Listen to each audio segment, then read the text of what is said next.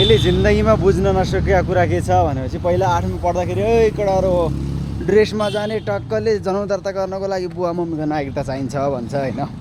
अब यो रोडमा जाँदाखेरि यस्तै हो कि कहिले एउटा मान्छे आउँछ कहिले दोस्रो आउँछ।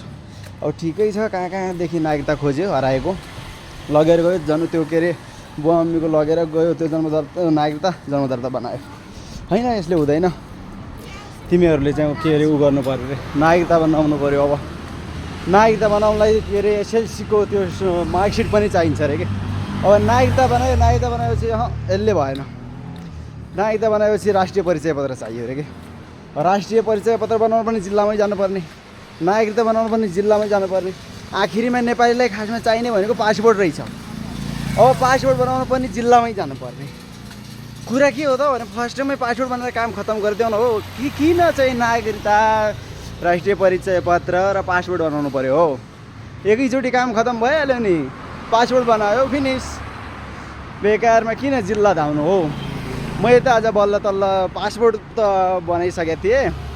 आज चाहिँ यहाँ ललितपुरबाट चाहिँ त्यो राष्ट्रिय परिचय पत्र कार्ड पनि लिएँ। ठिकै छ प्रोसेस पुरा गरियो।